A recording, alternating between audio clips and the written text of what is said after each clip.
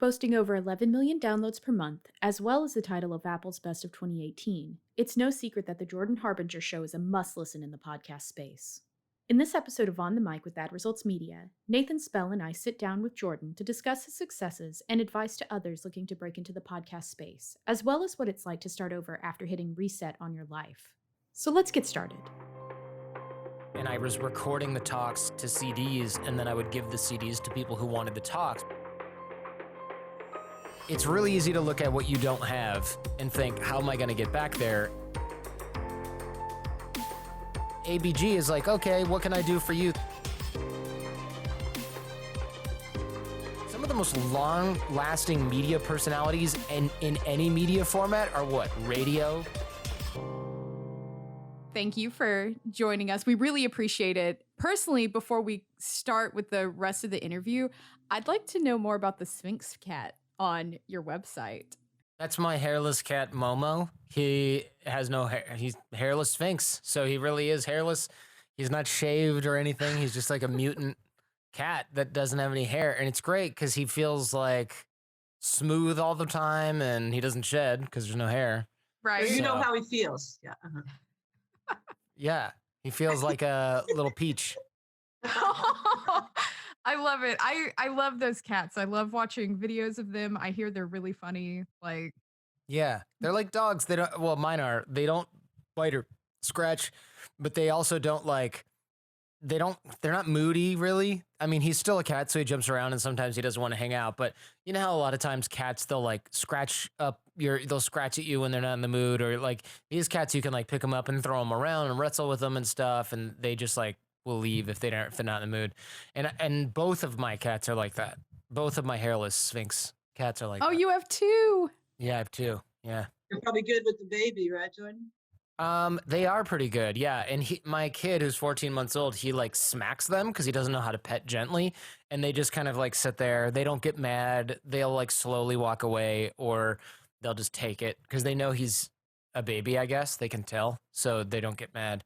So I'm curious how natural it was for you to take the leap into podcasting, and if there was any reason why you chose podcasting over pursuing like a talk show career. Yeah, I started podcasting in 2006. So the reason I started originally was because I was giving lectures often, and there was no place for me to record my lectures and post them because there's no YouTube or anything like that. So I was giving talks and I was recording the talks to CDs, and then I would give the CDs to people who wanted the talks. But then it was like a huge pain to distribute these CDs. Then I started charging for the CDs. Then the price of the CDs went up because people really wanted to get these talks on there. And then I was like, oh, let me make it entertaining. And then I kept saying, I just wish I could put these on the internet because then I can tell you where to go get it. And then a friend of mine was like, just put an MP3 file on a server, like a GoDaddy server. So I did that. And that was the beginning of essentially the podcast. Telling people how to get it, though, they would be like, I don't know, I click on it and nothing happens, because there were no embeddable web players at the time that could play MP3s. At least I didn't think so back in 2006. There probably were, but I just didn't know how to do it. And then a friend of mine was like, you can put these in iTunes, and everyone has iTunes on their computer. So I put them up in iTunes as a podcast, and that was the beginning of the show. So I didn't think like, I'm going to be a talk show host. You know, I was like, I just need to put these sound files online. I know that there have been so many changes in your career and in your life.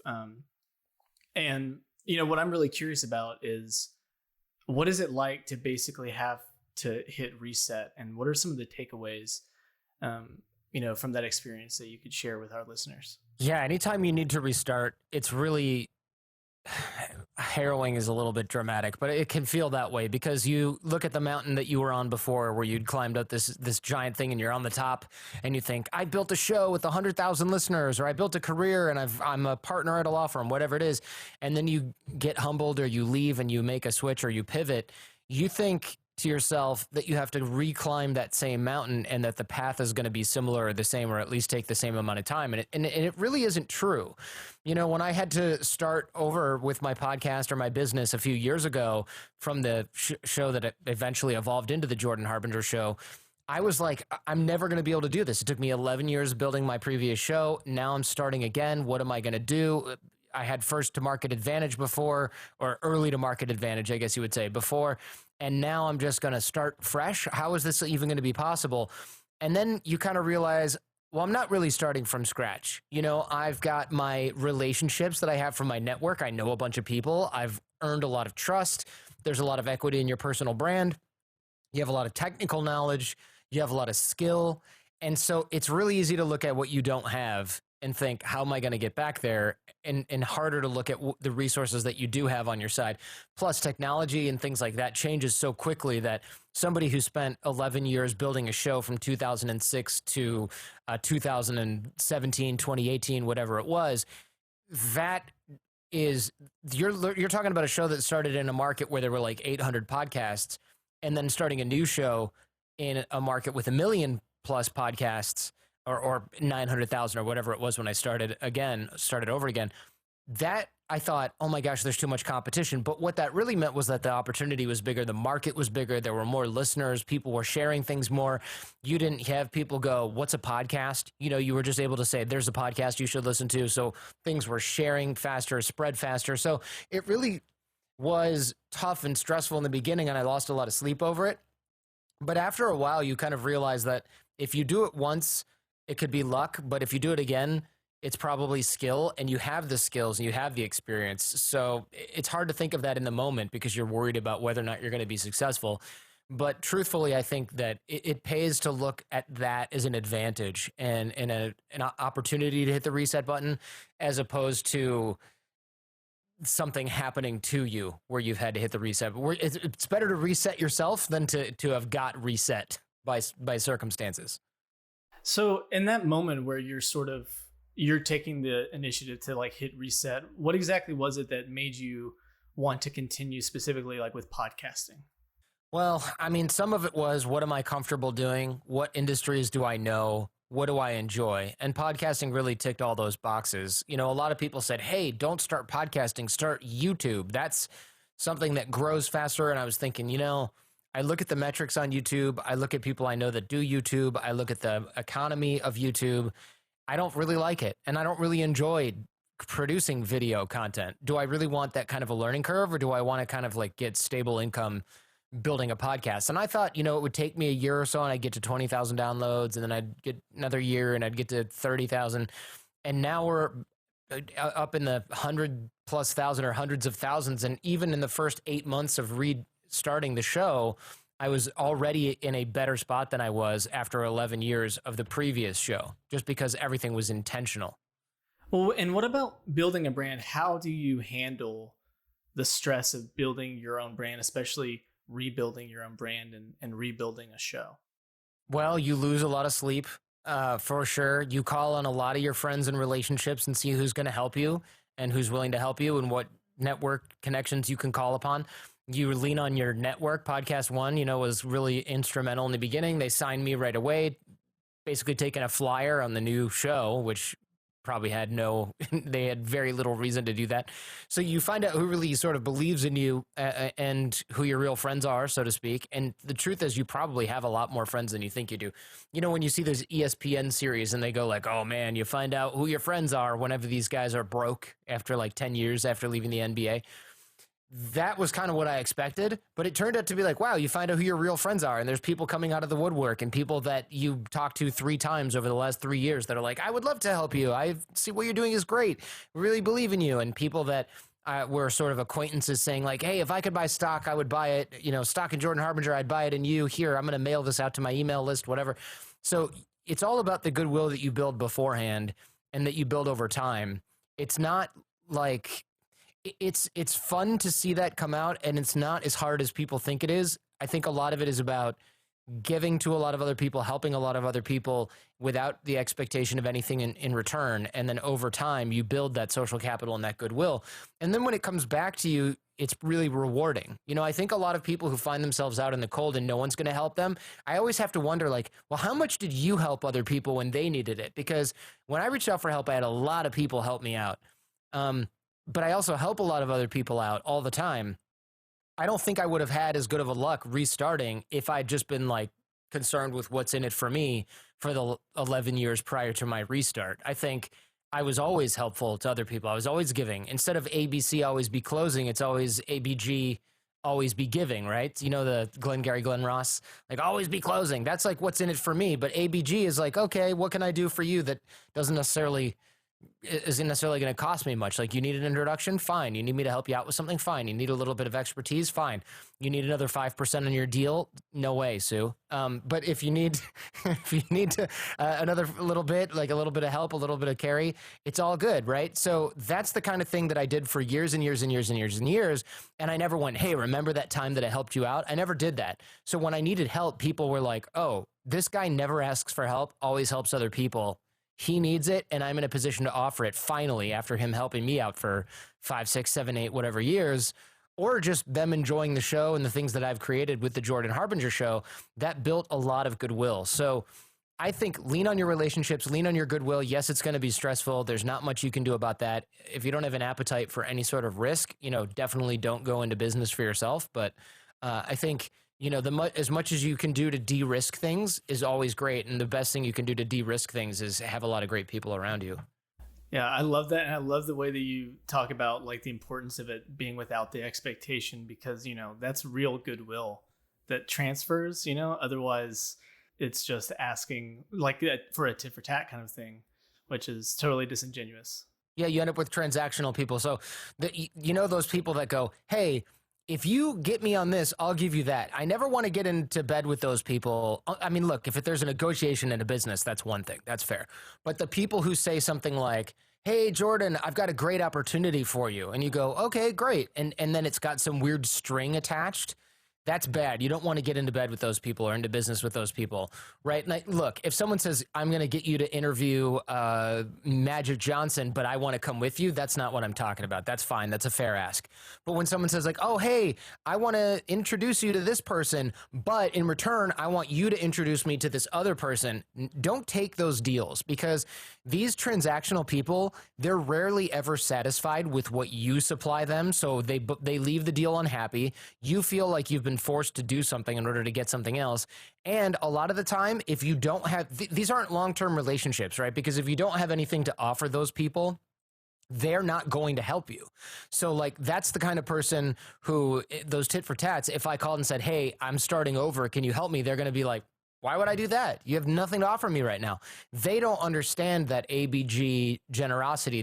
They're never going to be there for you if you need something from them, unless you can provide something else. And further, those are the type of people that also will say, oh, you really need me right now. Well, I'll tell you what, I'll help you, but you have to do these 5 things for me later. And then you're just like, why am I doing this? It's like taking a loan with 100% interest. No, thanks.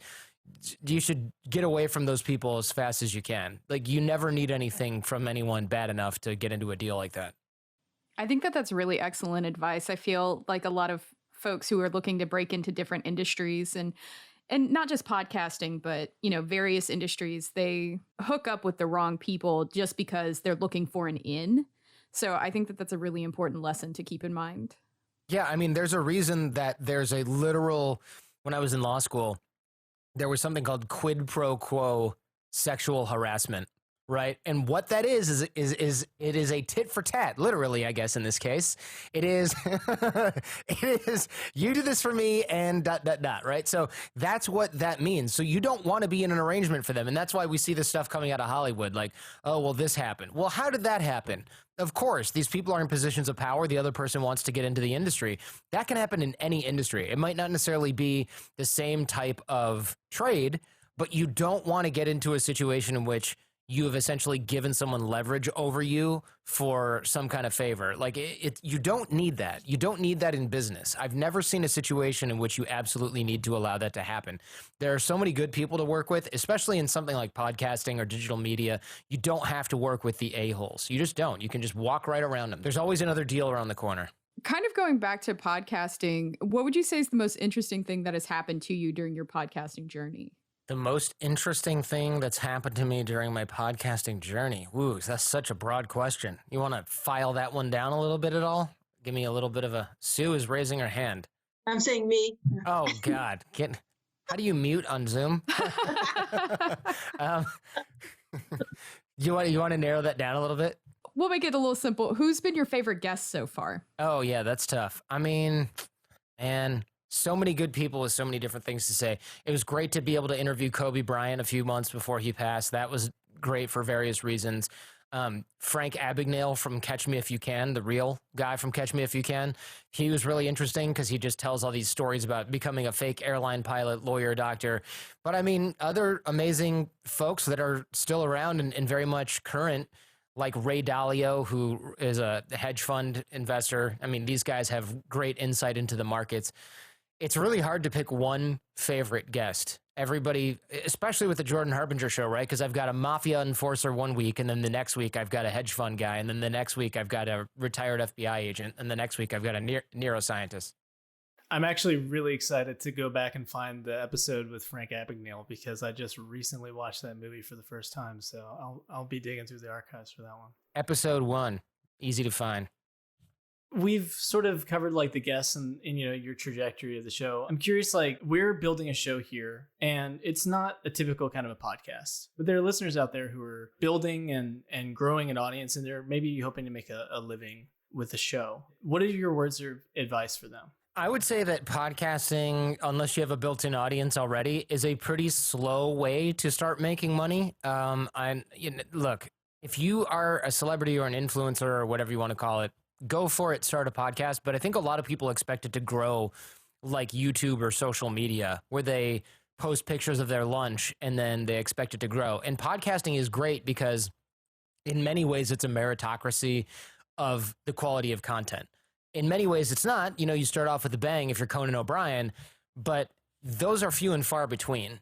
And people share shows they love and they stay loyal to shows they love, and they quickly tire of shows that they don't.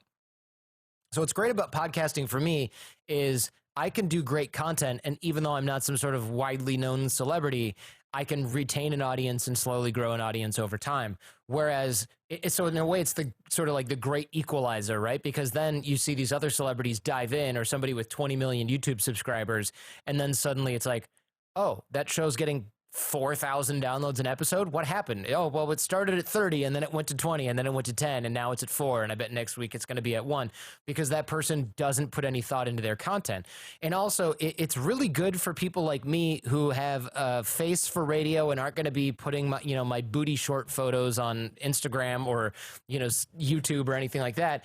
I can just read books and talk to smart people. So if you're good in long format conversation, you're witty or funny, which I'm not, but at least, you can read and hold a conversation, which I can. That's a huge advantage. Whereas on YouTube, a lot of the things that are prized on YouTube are the same things prized on television. Youth, beauty, shock value.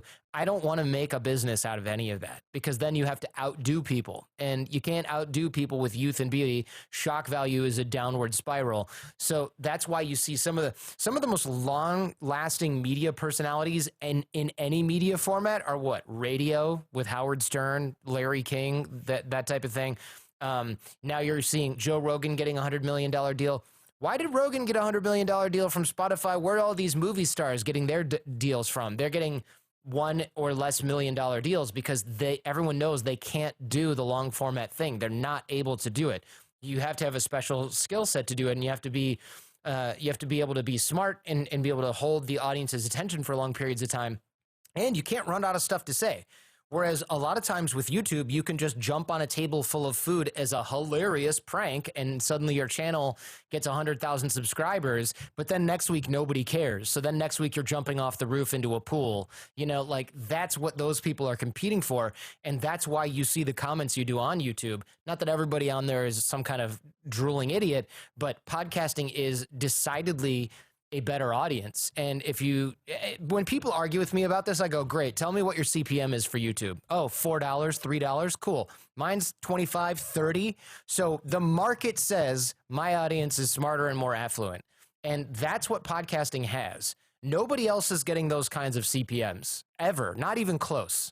Yeah, it's interesting, because the network rate, like some agencies now ad results is like started like in personality radio and then morphed into a lot of podcasting is the top agency for podcasting in the country.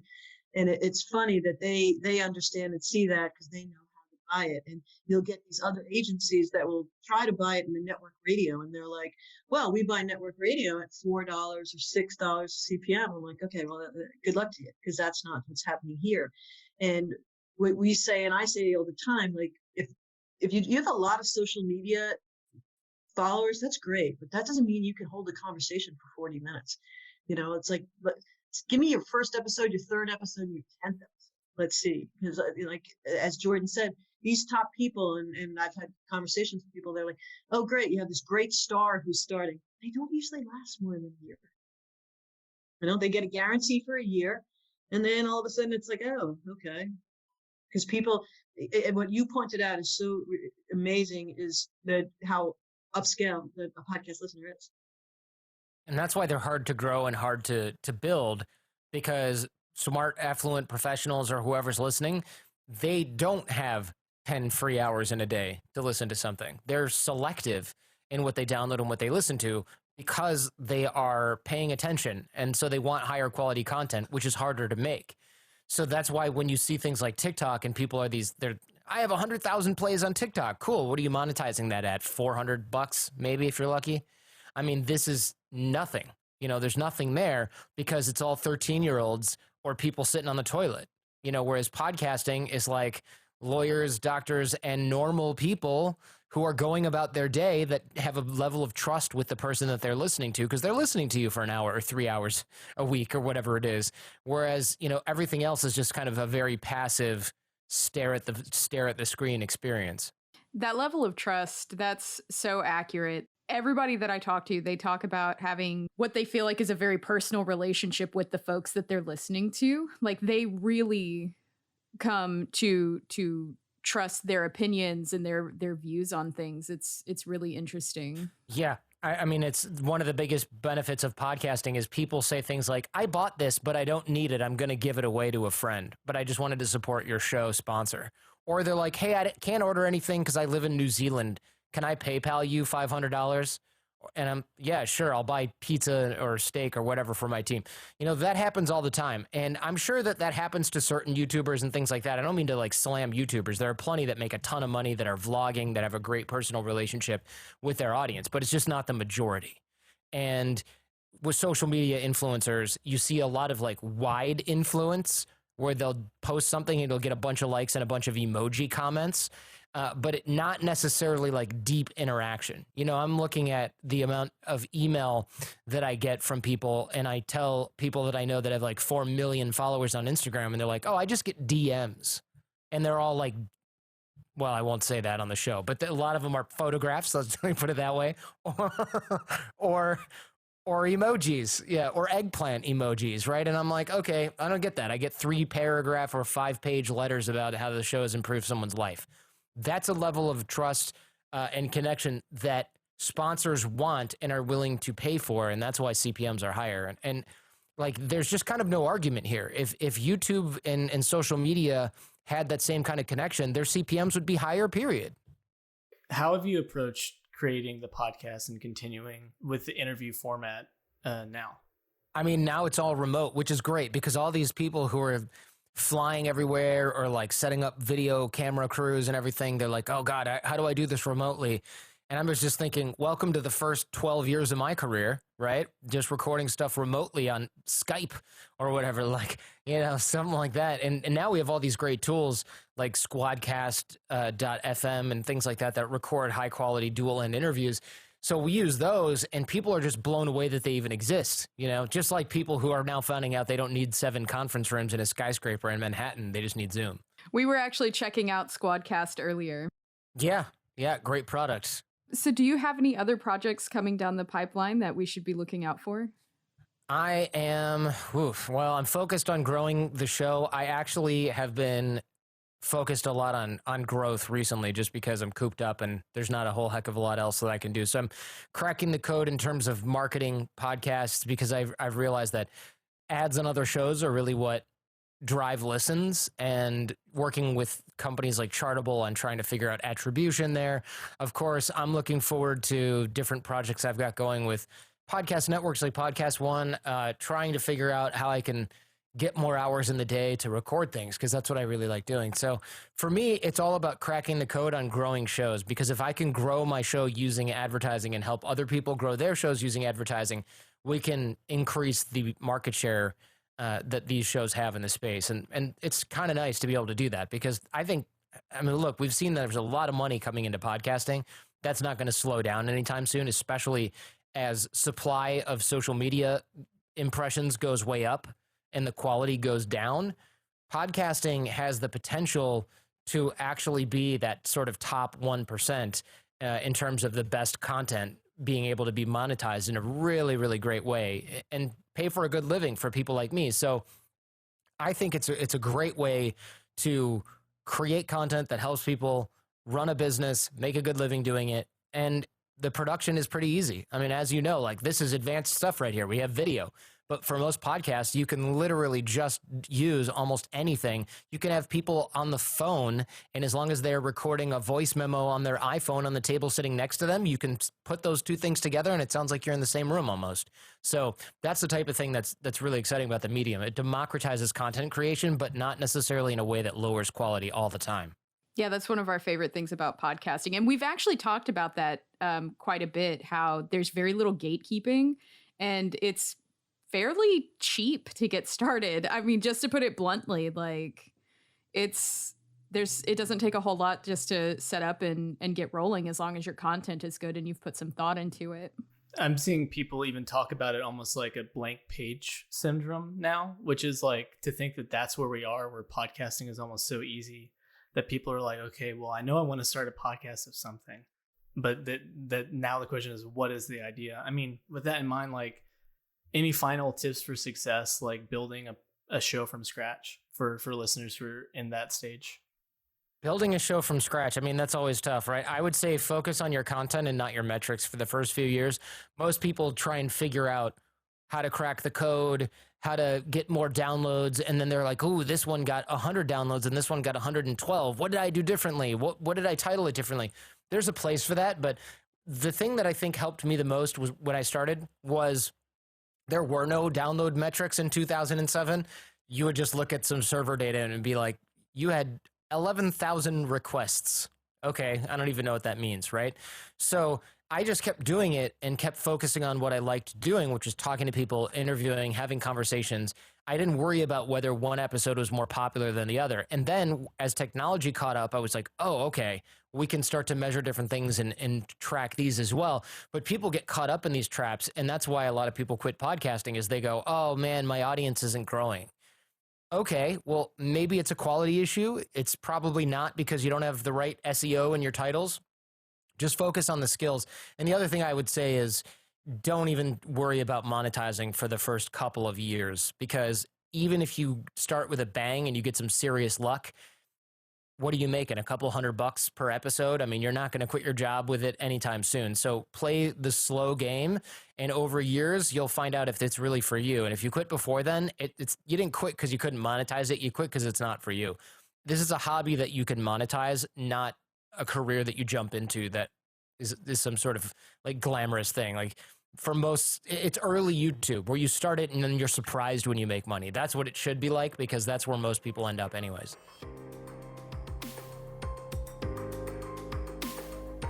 If you enjoyed this episode, be sure to subscribe for updates on future episodes and leave us a comment with your feedback, questions, or ideas for future segments. If you would like more info on Ad Results Media and what we do, please visit us online at adresultsmedia.com. This podcast is an Ad Results Media production.